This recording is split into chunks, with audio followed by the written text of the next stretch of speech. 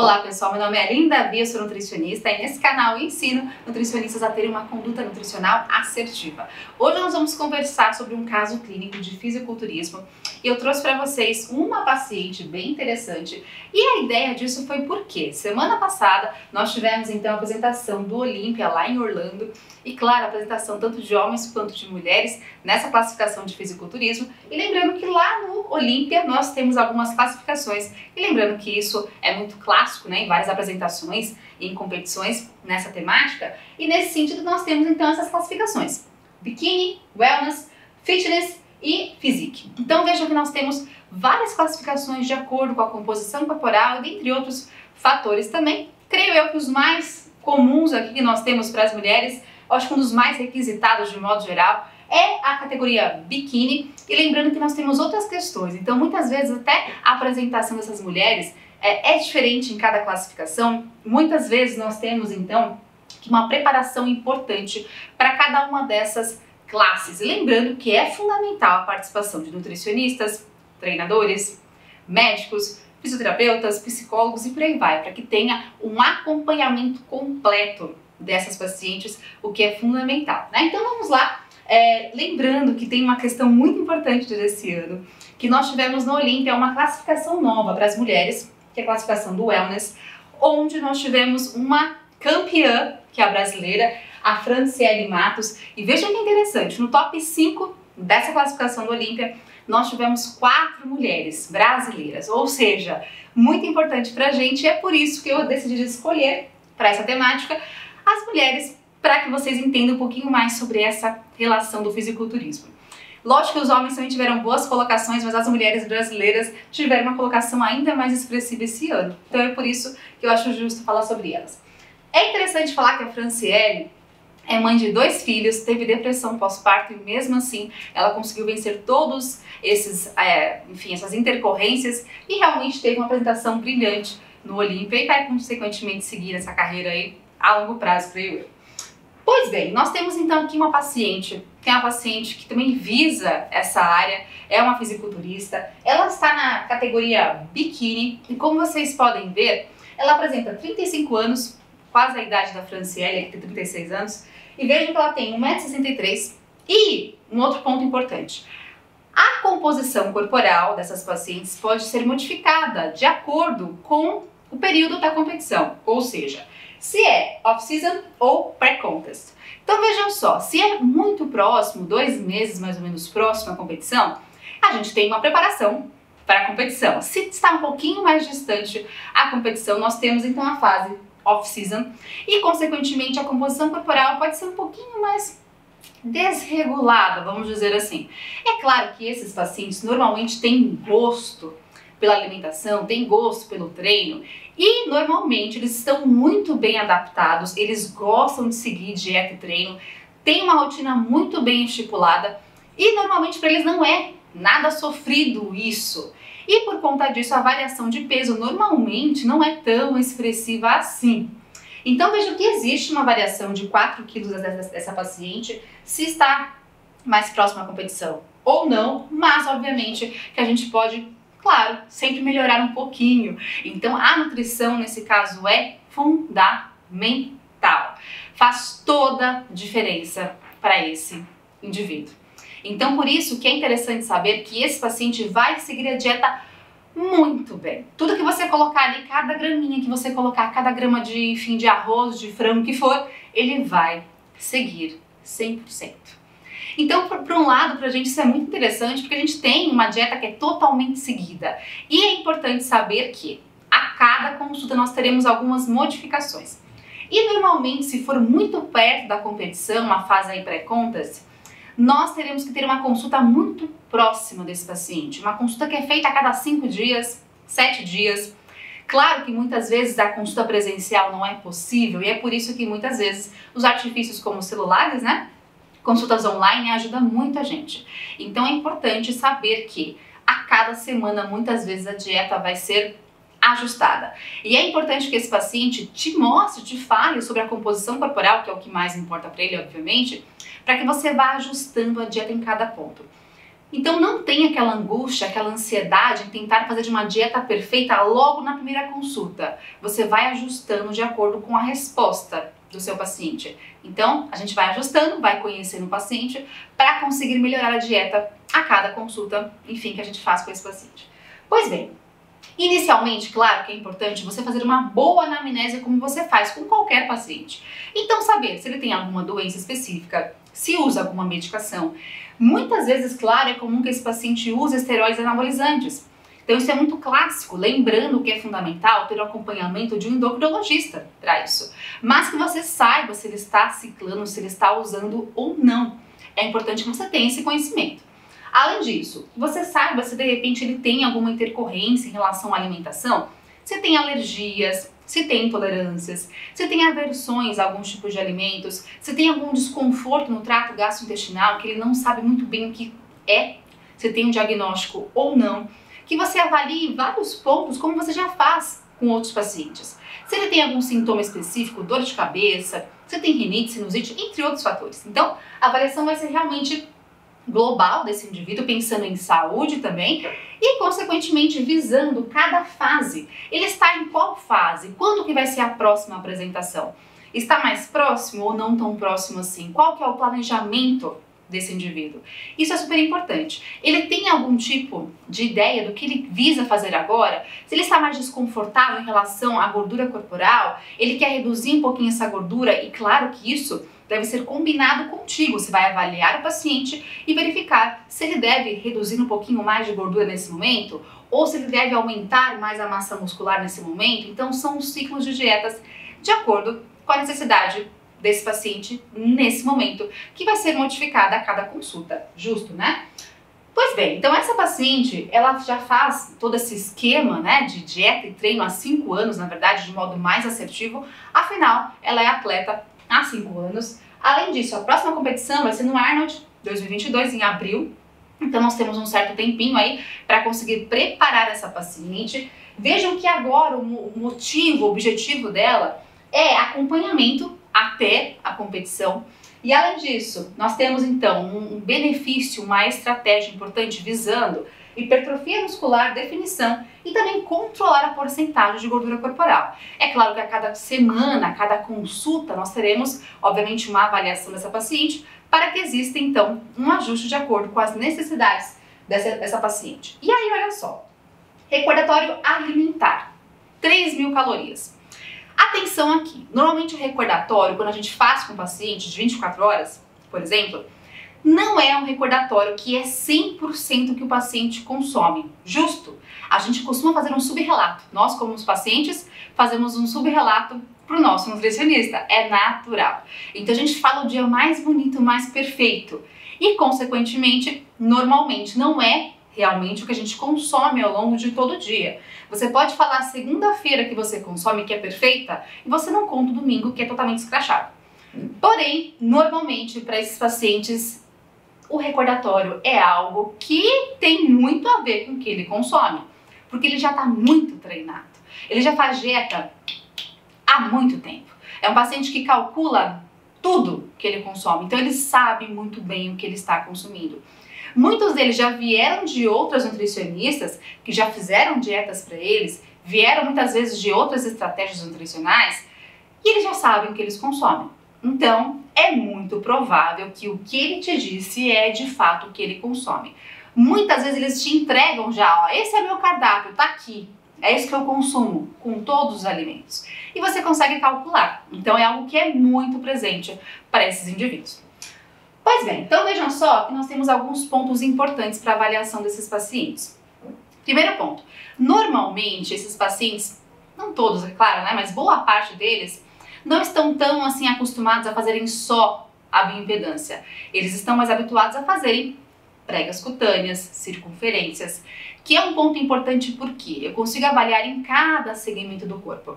Não apenas uma porcentagem global total, então eu consigo avaliar tanto as circunferências quanto as pregas em cada posição do corpo. Isso é muito importante para eles, afinal, eles trabalham com a composição corporal, né? Então vejam só, nós temos algumas circunferências que são importantes. Sejam elas braço relaxado, braço contraído, tórax, cintura, abdômen, quadril, coxa e panturrilha. Lembrando que é importante, então, uma fita inelástica para avaliação desse paciente. Normalmente, quando é um paciente que não é um fisiculturista, a gente faz a avaliação apenas do lado direito, tanto circunferências quanto pregas. Claro que a cintura é no meio, né? Então, enfim, não seria um lado direito ou esquerdo. Mas se você tem braço e perna, a gente faz o lado direito desse indivíduo. Porém, se é um fisiculturista e ele quer uma avaliação completa da composição corporal, uma questão de simetria é importante para ele, nesse caso você pode gastar um tempo a mais na sua consulta para avaliação dos dois lados, tanto direito quanto esquerdo. E eu te garanto que esse paciente ele vai querer saber cada detalhe de cada circunferência, de cada prega. É muito comum que você está pegando a preguinha no paciente, ele está de olho já, porque ele já sabe quanto que ele tem de cada circunferência, de cada prega. Então faça uma boa avaliação com cautela, porque isso vai ser importantíssimo para ele. Além disso, diâmetros do húmero e do fêmur, então o paquímetro é importante para isso. E lembrando que essas avaliações são importantes para quê? Para determinação da avaliação da gordura corporal e também para avaliação da massa magra, da massa muscular. Lembrando que massa magra vai envolver não só o músculo, mas tecidos também que são além disso, né? Então tecidos que nós apresentamos além do músculo. E aí nesse sentido, eu já vou te mostrar daqui a pouquinho como que a gente faz um cálculo em relação a isso, tá? Espera só um pouquinho. Então vejam que esses pontos são importantes. E além disso, as pregas cutâneas. Então vejam bem, nós temos várias equações que são destinadas para vários tipos de pacientes e a mais específica para atletas é uma delas, essa daqui, de Jackson e Pollock, onde nós temos equação para homem e equação para mulher. Vejam que nesse sentido nós temos para os homens a prega tórax, abdominal e coxa, para mulheres tríceps, suprailíaca e coxa. Aqui nós temos 3 pregas. Elas são eficazes? Sim, são. Só que nós temos uma outra equação que ela tem 7 pregas, ou seja, ela também é eficaz? Claro que sim. E eu tenho mais pregas, eu tenho 7 para avaliar, ou seja, quanto mais pregas eu tiver, mais avaliações eu terei e eu posso comparar cada prega com si mesma nas consultas. Ou seja, por exemplo, tenho lá prega do tríceps. Eu vou avaliar essa prega hoje e na próxima consulta. Tenho prega da coxa. Eu avalio hoje e na próxima consulta. Paciente, você perdeu mais na coxa do que no tríceps, ou vice-versa. Então, em cada segmento eu dou uma avaliação desse paciente e ele vai querer saber, com certeza. Ele não quer saber só a porcentagem global de gordura, ele quer saber em cada segmento. Então, isso é um ponto interessante. Se você é recém-formado ou não tem tanta prática em adipômetro, a minha sugestão é que você use menos pregas. Quanto menos pregas você utilizar, menos você erra, porque em cada preguinha você tem um erro do manipulador, ou seja, você. Se você já é mais treinado e treinada, eu sugiro 7 pregas. Eu trouxe para vocês aqui como a gente joga isso no software. Até porque, né, a gente pode escolher 3 pregas também, obviamente, ou 7. Nós não vamos fazer a equação na mão, né? Eu te mostrei aqui, mas na verdade não tem por que fazer a equação na mão. A gente tem já vários softwares que calculam pra gente. Então é só você escolher aqui 3 pregas, 7 pregas e você vai jogar, tá vendo? Ó, abdominal, tríceps, suprailíaca, axilar média, subescapular, tórax e coxa. Você vai jogar os dados aqui e o aplicativo, o software já te mostra as avaliações, já te mostra a composição corporal desse indivíduo. Então fica muito mais fácil. Alguns softwares trazem para vocês uma listinha dessas pregas. Então, por exemplo, abdominal, tríceps e por aí vai. E você consegue comparar em cada consulta, prega com prega. Então isso é muito interessante e muito visual para o seu paciente. Então facilmente você consegue jogar aqui no software para avaliação. Pois bem, vamos supor que para essa paciente eu tenho uma porcentagem de 12% de gordura corporal. Ela quer redução disso, ela tem tempo ainda para uma próxima apresentação. Justo, né? Nós podemos prepará-la em questão de aumento de massa muscular e redução de gordura até abril de 2022. Vejam bem, nós temos aqui o peso total, 62 quilos. E aí, a gente tem um certo macete que vai ser importante para uma outra equação de determinação de necessidades energéticas diárias, que é a massa livre de gordura. Então vejam bem, 62 quilos é tudo que ela tem, é 100%, né? Então quanto que ela tem de porcentagem de gordura corporal? 12. Regrinha de 3, isso é equivalente a 7,44 quilos de gordura. O que é massa livre de gordura? É tudo que não é gordura, ou seja, músculo, tecidos, água, ossos, enfim, tudo que não é gordura no seu corpo. E isso é importante para algumas equações, não todas, já vou te mostrar quais são. Como que eu faço esse cálculo então? Peso total, 62, menos, nós temos aqui a gordura, sobrou a massa livre de gordura, que é 54,6 quilos. Pois bem, e aí para isso nós temos algumas equações para a determinação da necessidade energética. A gente começa pelo basal, pelo GEB, né? Então veja que nós temos aqui duas equações importantes que foram feitas por Tinsley. Equação muito voltada para pacientes que são mais atletas, especialmente aqueles que têm massa muscular mais desenvolvida, que é o caso dos fisiculturistas. Eu também posso usar Cunningham, é uma das possibilidades. Nós vamos ver aqui qual seria a mais interessante para essa paciente. Olha só, em relação a Tinsley, nós temos duas opções. Ou seja, uma que vai utilizar a massa livre de gordura e outra que vai usar o peso absoluto, peso total. Olha só, então, massa livre de gordura. Seria essa opção aqui, ó, 25,9 vezes massa livre de gordura mais 284. Quando eu faço essa equação para essa paciente, eu tenho o basal, que é por volta de 1.698 calorias. Essa equação nós temos que multiplicar pelo fator atividade física, que está aqui nesse quadrinho de fator atividade física, tanto para homens quanto para mulheres. Atenção! Aqui nós iremos levar em consideração a atividade física e não o exercício físico. Isso quer dizer que o que ela faz no dia a dia. Então eu tô aqui, ó, me locomovendo, falando com vocês. Isso é atividade física? Se eu vou de repente passear com o cachorro, é atividade física. Fui na padaria de bicicleta, é atividade física. Fui de repente subir um lance de escadas, é atividade física. Você de repente fica na sua casa o dia inteiro no computador, vendo Netflix e trabalhando home office, você fica sedentário. Não importa se você é fisiculturista, você em casa é sedentário. Você nem caminha, você vai numa padaria a pé, sedentário. Então, atividade bem leve, né? Bem sedentária. Ah não, você é fisiculturista, mas você também trabalha como carteiro, você anda a cidade inteira.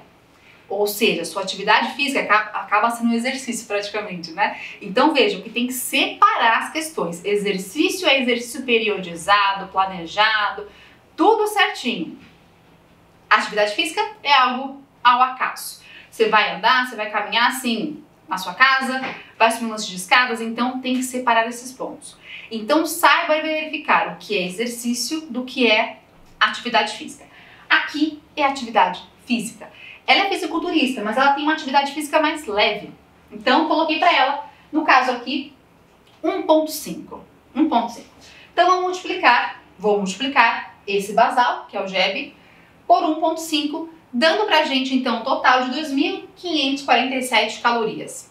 Só que Tinsley tem uma outra equação em relação ao peso total, que é 24,8 vezes o peso mais 10, que está aqui embaixo. Ou seja, o peso total é 62. Nesse sentido, o GEB 1.547. Se eu multiplicar por 1,5, 2.321. Ou seja, eu tenho duas equações, uma média de 2.550 e uma com 2.320. Por volta de uma diferença de 150 calorias no máximo, né? Tem uma certa diferença, a gente já chega lá sobre qual equação nós vamos escolher. São opções e não tem certo ou errado, gente. As equações são um ponto de partida, é um ponto inicial para você começar a entender seu paciente. Se eu colocar essa equação ou essa, eu vou ofertar um cardápio com essa quantidade, por exemplo, eu vou avaliar o paciente. Só que pera lá, tem mais etapas ainda para chegar na quantidade calórica total. Vou te ensinar, aguenta aí. Ó, vejam só, nós temos outras opções também, definidas pelo American College of Sports Medicine, 2016, que traz pra gente, para atletas de modo geral, duas opções, Cunningham ou Harris e Benedict, para cálculo do basal. Lembrando que Harris e Benedict serve para muita coisa, né? Para pacientes também que não são atletas. Mas enfim, é o que está escrito aqui, a gente vai seguir a recomendação também do American College. É mais uma opção, não é uma obrigatoriedade. Se você tem várias opções, Nutri, então você vai trabalhar com aquilo que é mais perto da realidade do seu paciente. Então olha só, Cunningham também leva a massa livre de gordura na sua composição. E atenção, Cunningham tem duas equações, uma mais nova, de 91, não tão nova assim, mas enfim, e outra de 80. Então a equação é um pouquinho diferente. Pouquinha coisa, mas tem diferença, tá? Então tudo bem que você usa a equação de 80, mas a de 91 é um pouquinho mais atual, né? Faz sentido. A de 91 é 370 mais, parênteses, 21,6 vezes a massa livre de gordura.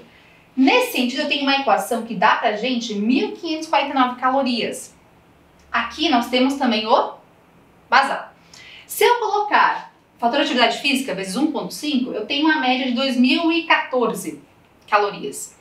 Se eu utilizar Harris e Benedict, vejam que Harris e Benedict, nós temos equações para homens e mulheres que levam em consideração, no caso, peso, altura e a idade. Então não tem nada aqui de cálculo de porcentagem de gordura corporal, de massa livre de gordura. Nada disso. É uma opção a mais. Vejam só. Nós temos aqui, ó, Harris Benedict, 1.385 calorias. Se eu multiplico por 1,5, nós temos 1.800 calorias. Vejam, se você trabalha com um atleta que você não tem, por algum motivo, avaliação da massa livre de gordura, de repente você pode pensar em utilizar Harris Benedict. Ou também Tinsley, que usa apenas o peso, uma das equações, né? Então, são várias possibilidades. Pois bem, já vamos chegar lá na escolha, tá? Pera lá, aguenta.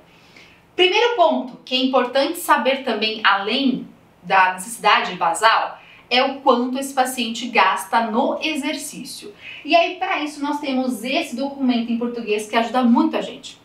Aqui nós não temos só o exercício, mas também a atividade física, ou seja, você vai encontrar aqui lavar roupa, passar roupa, entre outros fatores que são de casa, então são atividades físicas. E também tem exercício, e lembrando que o exercício tem que saber qual que é o exercício e mais detalhes. Por exemplo, ó, nesse caso aqui, a nossa paciente faz de segunda a sábado 2 horas de musculação pesada, ela é fisiculturista. E olha como é que tá no documento. Levantamento de peso, peso livre, fisiculturismo, exercício vigoroso. Se é musculação igual eu faço, meia boca, vai estar por volta de 5,5, não 6 o MET. O que é MET, Aline? MET é o equivalente metabólico, ou seja, basicamente o quanto que você vai gastar de calorias para fazer aquele exercício físico. E tem uma equação, eu já te mostro. Além disso, ó, ela também faz uma corridinha de meia hora todos os dias, segunda a sábado, na verdade. E para isso, a corrida é 8K, 8 km por hora, na verdade. Então eu tenho que saber também a velocidade. É uma corridinha mais leve ou uma corridinha mais pesada? Então lá nesse documento tem tudo isso detalhado também. É só uma caminhada? É uma corrida? Tudo isso faz diferença. Então, para a corrida de 8 km por hora, MET de 8. Como que é a equação, Aline? Eu acho, tem algumas outras maneiras de fazer a equação, eu acho essa mais fácil. Acho que é mais didática. Então, vejam só, MET da musculação. Nós temos aqui, qual que é o MET? Peguei lá no documento, MET de 6. Peso do paciente, total, 62. Tempo em minutos, gastos lá na musculação, 120 minutos. Divido por 60. Faço a continha, eu tenho 744 calorias gastas apenas na musculação. Ok. E a corridinha, meia hora. 8 MET, 62 quilos e 30 minutos. Divido por 60, 248 calorias gastas na corrida. Só que ela faz isso de segunda a sábado, ambos os tipos de exercícios. Eu vou somar os matches, ou seja, um total de quase 1.000 calorias, 999 calorias que são gastas no exercício. Atenção! Se eu tenho um paciente, por exemplo, que faz de segunda a sexta musculação, de sábado só corrida, eu vou considerar 3 cardápios. Segunda a sexta só musculação ou musculação e alguma outra coisa. Sábado só corrida e domingo não faz nada. Então, para cada exercício, para cada dia, eu tenho que considerar esses pontos aqui. Pois bem, então nós temos algumas possibilidades. Vamos lembrar, Tinsley, nós temos a possibilidade, pensando aqui em massa livre de gordura, 2.550 calorias. Pensando em peso, 2.300. Cunningham, 2.000. E Harris Benedict, 1.800. Eu vou somar aqui por volta de 1.000 calorias, lembra? Que é do exercício. Se eu somar em Tinsley, primeira equação, vai ficar 3.500. Se eu pensar na outra equação de Tinsley, 3.300. Cunningham, 3.000. E Harris Benedict, 2.800. E agora? O que eu escolho? Atenção, nós temos várias possibilidades. E dentre elas, uma diferença que é expressiva. De até, mais de 700 calorias. Ou seja, é bastante. A minha paciente consome 3.000 calorias. Pois bem, é a primeira consulta. Eu, Aline, acho mais interessante pensar num cálculo próximo a isso que ela consome. Até para que eu entenda como é essa paciente, como funciona o metabolismo dela, para que numa próxima consulta, daqui a pouco tempo, daqui 10 dias, 7 dias, nem que eu mande mensagem para ela no WhatsApp. E aí? O que está acontecendo? Ela vai seguir muito bem. Então eu vou conseguir saber o quanto que modificou a composição corporal. Às vezes até por foto mesmo, você consegue fazer várias fotos para avaliação dessa paciente. Então, inicialmente eu acho importante tentar trabalhar com o que ela já está próximo do que ela consome. Eu acho que você acerta mais assim. Nada impede que você fale, não, Aline, eu quero reduzir a gordura corporal dessa paciente, eu vou trabalhar com uma caloria mais baixa. Tudo bem, é a sua opção, não tá certo ou errado. Mas eu acho mais prudente, numa primeira consulta, tentar trabalhar com algo que é semelhante com o que ela já faz para conseguir enxergar a resposta dessa paciente. E em breve, no máximo em 10 dias, eu irei fazer um ajuste da caloria, de acordo com a resposta que ela obteve. E se você puder avaliar a composição corporal, melhor ainda, né? Você tem respostas mais expressivas ainda. Então vejam só, eu escolhi essa equação de Cunningham, que gera então consequentemente, com o adicional da caloria do exercício, algo mais próximo ao que ela consome. Então, para que eu consiga avaliar a paciente a cada consulta, na próxima consulta especialmente, né? Então vejam só, qual que é a próxima etapa? Eu vou adicionar as calorias do exercício, que deu por volta de 3.000 calorias. Só que nós temos um outro ponto importante quando eu falo para pacientes que são atletas, especialmente esses que são fisiculturistas. O consumo proteico, em qualquer paciente, é claro, gera um efeito metabólico maior, um efeito térmico do alimento proteico, maior em comparação com a gordura e também em comparação com o carboidrato. E normalmente eles consomem dietas que são hiperproteicas. E por conta disso, o processo de digestão, absorção, metabolismo proteico gasta mais calorias. Eu tenho que considerar isso. É fundamental. Ou seja, de acordo com a literatura, nós colocamos um efeito térmico do alimento por volta de 8 a 15% do que ele consome. Ou seja, você pode trabalhar com essa faixa. Eu quero colocar mais calorias para o paciente. É uma possibilidade. Ele está em bulking, eu coloco mais calorias, o que vai ser importante para esse indivíduo. Então nós vamos adicionar uma quantidade calórica maior do que ele já consome. Então, para que eu faça esse adicional do efeito térmico do alimento, eu considerei 10%. Ou seja, 10% de 3.006 é 300,6. Então, eu vou somar 3.006 mais 300,6, que deu 3.306 calorias para que eu calcule o cardápio dessa paciente. Isso de segunda a sábado. Porém, de domingo, ela não faz nada. Ela não faz nenhum exercício. Pois bem, então nós temos mudanças aqui. Eu vou saber qual que é a caloria do basal. Lembra que a gente já calculou? 2.000 calorias mais ou menos. 2014 para ser exata. E eu vou somar então também, porque ela tem uma alimentação que é hiperproteica nesse caso, eu vou somar o efeito térmico do alimento, ou seja, 10%. 10% de 2014 é 201,4, ou seja, vou somar e eu terei 2.215 calorias. Vejam bem, de segunda a sábado, 3.300, domingo, 2.200, uma redução de mais de 1.000 calorias. Mas esse paciente vai seguir. Porém, tem que fazer a seguinte questão, 2 cardápios, segunda a sábado e um para domingo. Ali no domingo ela faz uma dança, opa, então eu vou considerar a dança também, enfim, o que for. É importante a cada dia ter uma dieta diferenciada para esse paciente, certo?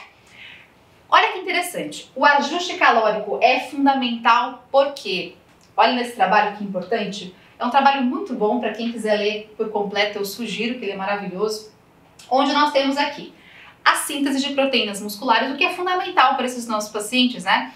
Então vejam só que 5 dias apenas de déficit calórico reduziu em 30% a síntese de proteínas musculares na grande maioria dos nossos pacientes. Vejam que não são todos. Um deles, ó, mesmo em déficit calórico, conseguiu manter a síntese de proteínas musculares, ou seja, é algo particular também. Isso significa que é muito mais comum que o seu paciente em déficit calórico possa reduzir a síntese de proteínas musculares, mas você vai ter um ou outro felizardo ali, que tem uma genética maravilhosa, que não vai ter esse malefício. Ele vai continuar tendo uma boa síntese de proteínas musculares. Então, ou seja, tem que avaliar. É algo muito particular. E, obviamente, aquele paciente que já faz um ciclo de hormônios esteroides vai ter um benefício em relação a isso é inegável, né? Então, lembrando que sempre muito bem acompanhado pelo médico endocrinologista. E nesse público, realmente é algo muito comum, né? Vejam só, pensando em superávit calórico para o Booking, não tem um certo ou errado, gente. Você vai conseguindo ajustar de acordo com o seu paciente. Seu paciente tolera 500 calorias a mais, 1.000 a mais? Depende. É algo muito particular. Você pode adicionando aos poucos 200 calorias a mais, 300 a mais, de acordo com o que ele tolera. Tem algumas estratégias pensando em aumento de 10 a 20% do JET, do total, das calorias diárias totais. É uma possibilidade. E pensando em cutting, em redução em déficit calórico, também pode ser possível uma redução de 10 a 20% das calorias diárias. É uma possibilidade. Mas, Aline, acho que 10% é muito. Meu paciente tolera 5. Tudo bem. Eu acho que 20 para ele consegue mais. Vai de acordo com a tolerância. Nós temos aqui algumas recomendações que são pontos iniciais para o seu paciente. Você que vai ajustar isso de acordo com a resposta de cada paciente, né? Lembrando então que nós também temos então que avaliar o paciente o mais próximo possível. Cada mudança na dieta gera uma mudança na composição corporal muito rápida nesse indivíduo. Ele responde muito bem normalmente. Então acompanhe de perto, avaliem para que você possa modificar a dieta sempre que necessário. Vamos supor, você está em Booking, o paciente começou a aumentar um pouquinho demais a gordura corporal. Opa, pera lá, vamos reduzir um pouquinho. Ou não, ele reduziu bastante a gordura corporal, só que começou a reduzir um pouquinho a massa muscular. Opa, não dá também, né? Então é uma questão de ajuste. E o paciente muitas vezes já consegue, ele próprio, olhando fotos e no próprio espelho, ele consegue já ter uma resposta muito importante para você. Então a parceria realmente é um ponto fundamental. Lembrando que é importantíssimo pensar num ajuste calórico de carboidratos, proteínas, lipídios e sempre também pensando num ajuste de suplementos alimentares. Só que cuidado, é importante fazer uma recomendação que a base da alimentação é o ponto principal. E depois uma periodização nutricional de acordo com os nutrientes e por último, sempre que necessário, a adição de suplementos alimentares. Então vejam só, é importantíssimo o ajuste de consumo de proteínas alimentares, até porque nós temos o estímulo dos aminoácidos, especialmente a leucina, na via da mTOR-C1, que está envolvida com a síntese de proteínas musculares. Então, obviamente, o consumo proteico é fundamental e gira por volta de 1,2 a 2,2 gramas de proteína por quilo de peso corporal. Claro que em alguns momentos nós podemos alcançar quantidades maiores, até 3,1 gramas de proteína por quilo de peso corporal normalmente. A questão é, se você colocar muita proteína para o seu paciente, ele pode ter muita saciedade e consequentemente, e sem contar o efeito térmico também, né, que é mais potente, e consequentemente não alcançar as calorias diárias necessárias. E esse paciente não terá benefício em hipertrofia, então cuidado, nem sempre proteína a mais é melhor. Tem que estar adequada, mas muitas vezes de acordo com cada paciente. Então, atenção a isso. Outra questão importante, não é só a quantidade diária de proteínas, mas também a cada refeição. Por volta aí de 0,25, 0,3 gramas de proteína por quilo de peso corporal. Lembrando que à noite, a última refeição, a ceia normalmente, né? Nós temos uma quantidade maior, até porque você fica mais tempo em jejum, então é importante uma proteína em quantidades maiores e, se possível, com uma digestão e uma absorção mais lenta. Ou seja, por volta de 0,5 gramas de proteína por quilo de peso corporal noturno. Não tem por que também colocar mais proteína a cada refeição em excesso. Afinal, nós temos um limite de aproveitamento. A nossa absorção intestinal é praticamente ilimitada, mas o aproveitamento para a síntese de proteínas musculares é muito limitado. Ou seja, não tem por que colocar mais, desperdiçar proteína. Além disso, sempre que possível, uma boa qualidade proteica, então uma quantidade de leucina de 3 gramas e de 8 a 10 gramas de aminoácidos essenciais, especialmente após o treino, ou seja, em até 2 horas após o treino. Não estou dizendo que tem que tomar whey logo após largar o supino, mas uma refeição pós-treino é importante, né? E lembrando que esse paciente irá consumir várias refeições ao longo do dia, por volta aí, a cada 3 e 4 horas é importante o consumo de uma refeição. E lembrando que a caloria é alta, então eu vou ter que fracionar várias refeições ao longo do dia para esse nosso paciente. E nós temos algumas estratégias interessantes em relação à supercompensação de glicogênio muscular. Lembrando que quanto mais glicogênio tem, mais aparente fica esse músculo, e para uma apresentação é algo muito interessante. Nós temos algumas estratégias para depleção do glicogênio e olha qual que é a ideia. Eu depleto o glicogênio para ativação de enzimas importantes para a síntese de proteínas, síntese de glicogênio muscular e, consequentemente, aumentar esse glicogênio intramuscular. Então, vejam bem, se eu tenho redução de glicogênio muscular, eu tenho um aumento no estímulo da glicogênio sintase, ou seja, enzima que faz a síntese de glicogênio. Além disso, juntamente com a contração muscular do exercício, eu tenho mais GLUT4, que é a proteína que capta a glicose no músculo, especialmente, e isso estimula ainda mais a ressíntese de glicogênio, a supercompensação de glicogênio muscular. Ou seja, eu tenho um aumento de praticamente 5 vezes mais se eu não fizer a estratégia de reduzir glicogênio e aumentar glicogênio. Você pode reduzir glicogênio com várias estratégias, tanto nutricionais quanto de treino, seja dieta low carb, treinar 2 vezes por dia, treino longo sem reposição de carboidratos, sleep low, sem carboidratos após o treino e treino em jejum. E eu vou te explicar uma estratégia que eu acho mais interessante, que é mais, enfim, visual. Vejam que qualquer estratégia tem que ser testada várias vezes antes de uma competição. Não adianta ter a competição semana que vem e eu começar isso hoje. Não dá. Tem que treinar antes e eu vou repetir pré-prova o que eu já repeti várias vezes e deu certo. Então, muito cuidado com isso, para qualquer atleta, tá? Então, olha só.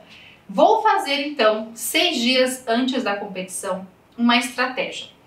Repara, se eu mantenho tudo normal, por volta de 5 gramas de carboidrato por dia, eu consigo aumentar glicogênio muscular?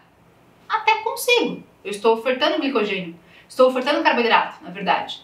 Só que eu tenho outras estratégias que são melhores para aumentar mais o glicogênio muscular. Ou seja, essa daqui é uma delas. 6, 5, 4 dias antes da competição, eu vou depletar carboidrato. Dieta low carb, com menos 2 gramas de carboidrato por quilo de peso corporal. E depois, 3, 2, 1 dias prévios à competição, Eu vou ofertar um monte de carboidrato, de 8 a 12 gramas. E aí você vai sentir seu paciente, ele tolera 8 gramas? Será que 9 ele aguenta? Será que 10 causa desconforto intestinal? Será que 10 dá um aspecto que ele não consegue digerir, dilatação? Cuidado! Então vá acompanhando de acordo com cada paciente, certo? Vejam que essa estratégia aumenta muito mais o glicogênio muscular do que a outra estratégia sem depressão de carboidratos. Mas eu tenho outras possibilidades. Eu posso deixar 5 gramas de carboidrato, 6, 5, 4 dias antes da competição e depois colocar de 8 a 12. Por quê? Tem paciente nosso que não tolera fazer low carb, ou ele faz com muita sofrência, ele faz com muita dificuldade. Mas alguns não, alguns fazem super bem. Então, avalia, testa, vê o que é melhor para o seu paciente, para depois você planejar e aplicar isso pré-competição. Ou outra estratégia, que é zerar mesmo carboidrato e depois colocar 10 gramas por quilo de peso corporal. Ou seja, todas as estratégias de depleção de carboidrato com supercompensação, com aumento posterior de consumo de carboidratos, aumentam muito o glicogênio muscular. Ou seja, bem interessante. E lembrando que tem que ter uma parceria com o treinador para reduzir a intensidade do treino, né? Eu não posso lotar de glicogênio e ele vai consumindo pelo treino. Então isso tudo é muito bem acompanhado na equipe multiprofissional. Exemplo, ó. Pensa que aqui nós temos uma dieta de 3.300 calorias, onde nós temos então 2,2 gramas de proteína, carboidratos 5,5 gramas, que dá um total de 37,6%, proteína 16,5% e lipídios 45,9%. É bastante? Sim, bastante lipídio, né? E pouco carboidrato, talvez, cada paciente tolera de um jeito. E aí depois, ó, eu vou aumentar carboidrato para 8 gramas, por exemplo. Eu já tenho então 60% de carboidratos e nós temos aqui 23% de lipídios. Isso vai ser ajustado de acordo com cada paciente. Então o ponto é realmente ter um ajuste, né, de acordo com a necessidade. Suplementos, obviamente que são importantes. Então o whey protein ajuda muito a gente. Caseína noturna é uma possibilidade por conta da absorção mais lenta. Só que de repente eu não quero gastar com caseína. Põe um whey protein então com leite, se possível. Whey protein com pasta de amendoim para que eu deixe a absorção mais lenta, um ovo com azeite, enfim, várias possibilidades para deixar a digestão e a absorção mais lenta, para que eu mantenha a aminoacidemia mais prolongada durante a noite, a madrugada. A albumina é uma possibilidade? Também, o paciente não pode pagar por um whey. Pode ser albumina? Pode ser, só que o ruim é descer a albumina, né? Eu sei que esses pacientes têm mais tolerância, mais facilidade, mas não é tão saboroso assim. Então, se não puder o whey, pode ser a albumina também. Creatina é fundamental, ajuda muito na questão de aguentar mais esse treino, conseguir levantar mais peso, mas lembrando que é fundamental avaliar, não pode colocar antes de uma competição 3 dias antes. A gente vai preparar isso muito antes, né? Ó, clássico, obviamente. Então vejam só, se o paciente não usa creatina, a gente pode fazer a saturação, que é encher esse músculo com creatina, numa dose de 20 gramas diários, ou também uma dose mais personalizada, de 0,3 gramas de creatina por quilo de peso corporal. Essa quantidade eu vou dividir em 4 e vou ofertar ao longo dos dias, cerca de 4 a 5 dias, porque eu enchi o músculo com creatina. Depois tem um protocolo de manutenção, ou seja, quantidade mais baixa. Eu já lotei o meu músculo de creatina e eu vou mantê-lo lotado. Ou seja, eu vou colocar 0,06 gramas de creatina por quilo de peso corporal ou uma dose média de 3 a 5 gramas por dia de modo crônico. É interessante pensar em colocar a creatina pós-treino juntamente com o carboidrato ou alguma refeição que tenha carboidrato e proteína para que eu tenha um maior estímulo de insulina e, consequentemente, maior captação de creatina pelo músculo. Então, é uma possibilidade colocar pós-treino. Cafeína é super interessante, até porque nós temos um recurso ergogênico muito importante que auxilia no aumento do número de repetições num exercício. Então, em cada série, eu consigo ter mais repetições com a utilização da creatina, o que pode ser um ponto interessante. Lembrando que a creatina deve ser consumida 1 hora antes do exercício, para que eu tenha um pico de ação da cafeína e, consequentemente, eu tenha esse estímulo adequado. Outro ponto importante, alguns pacientes não toleram a cafeína, então saiba avaliar. Muitos pacientes nossos apresentam alteração genética na CYP1A2, que é a enzima que metaboliza a cafeína, então cautela. Se o paciente sente malefício com a cafeína, ele sente cansado, irritado, ele não consegue levantar tanto peso com a cafeína, cuidado. Ele pode apresentar alguma alteração, algum polimorfismo genético. Isso para ter comprovação apenas com o exame genético, então não é tão simples assim. Pois bem, se o paciente passa mal com cafeína, não usa. Então, de certa forma, ele não pode pagar por um teste genético, né? Então, lembrando que ela é interessante, mas obviamente que deve ser ajustada. Normalmente a dose gira em torno de 3 a 6 miligramas por quilo de peso corporal. Além disso, eu coloquei para vocês um exemplinho de cardápio dessa paciente, né? Então vejam que nós temos alimentos aqui que são, enfim, de uso de modo geral, nada muito absurdo. Então vejam que um dos exemplos, ó, pão integral de manhã com ovo com queijo Minas, mamão, banana e farelo de aveia. Dá para colocar fruta, dá para colocar verdura para esses pacientes sem problemas. É importante a qualidade também. Não só colocar frango com batata doce, né? Então tem que ter qualidade na alimentação, sabor, é importante. Lanchinho da manhã, pão de forma, peito de frango grelhado, requeijão, queijo Minas, suco de uva concentrado e banana nanica também. Então é interessante pensar em alguns alimentos que geram uma quantidade calórica mais significativa, porque alguns pacientes nossos têm mais dificuldade. Alguns não, né? Alguns já mandam bala, comem tudo, mas alguns têm mais dificuldade. Então é importante ajustar de acordo com cada indivíduo, obviamente. Almoço, veja que nós fizemos uma mudança em relação ao treino de superior e inferior. Então eu coloquei uma quantidade maior de carboidratos e também de calorias em treinos de inferiores. Então vejam que tem uma mudança leve aqui em relação em vermelho, de acordo com a necessidade, de acordo com a caloria para esse indivíduo. Vejam que nós temos por volta de 864 calorias para membro inferior e 864 calorias para membro superior e 1087 para membro inferior. Então, ainda mais mulher, né, que treina bastante perna, com mais vontade, seria mais interessante focar em mais calorias e mais carboidratos para membros inferiores.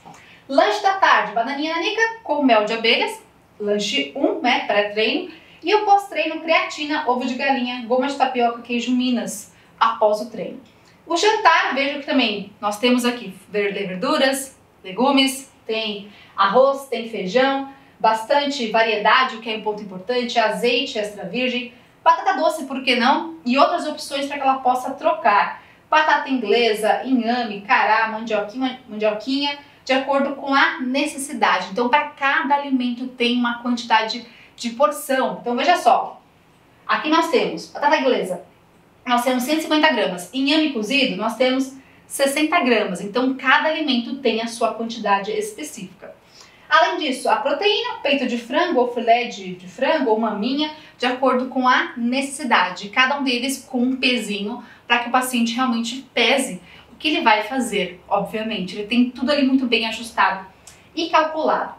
Lanchinho da noite, então nós temos aqui uma fruta com várias opções, várias quantidades de acordo com cada fruta, obviamente, e a ceia, que tem leite de vaca, farelo de aveia, nós temos whey protein, pasta de amendoim, mel de abelhas e banana, para que eu consiga ter uma absorção mais lenta dessa proteína. Então vejam que várias refeições para conseguir alcançar 3.300 calorias para essa paciente. Então vejam que é fundamental ter um cardápio ajustado, e esse é o cardápio de segunda a sábado. De domingo é um outro cardápio com um déficit calórico, na verdade com uma quantidade calórica mais baixa, né? Praticamente é 1.000 calorias a menos, ou seja, a avaliação, o acompanhamento do paciente é fundamental e são vários pontos importantes para que a gente faça a cada consulta. Ou seja, numa próxima consulta vai mudar todo o cardápio.